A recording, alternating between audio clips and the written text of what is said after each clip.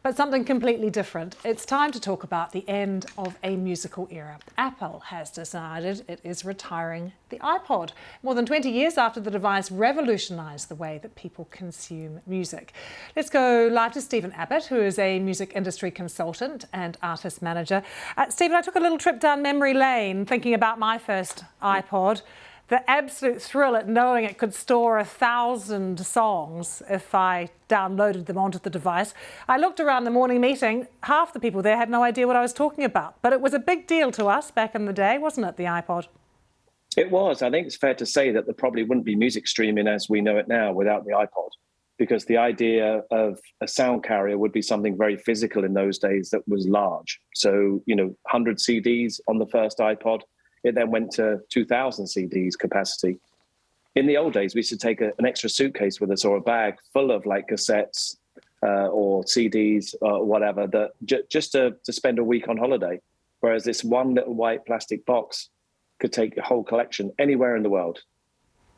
But for obvious reasons, they've decided to retire it.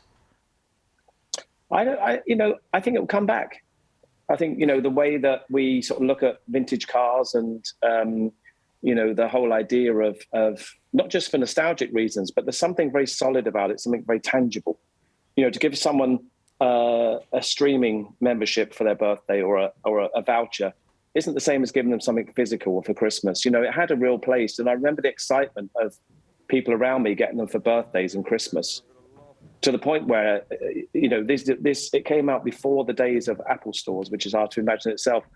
You had to track down someone that had a supply coming in and quickly go and put your name down and buy one, or be waiting for 2 or 3 weeks to get one. I mean, I still have mine, Stephen, but I've still got vinyl too, so I'm not sure what that says about me. But did it give the record companies at the time a bit of an excuse to take advantage of some artists?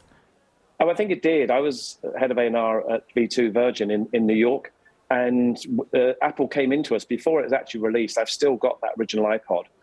And it blew our minds as music fans. But once they left, and actually I remember bringing our lawyer in the business affairs department saying, we've just seen this, oh dear.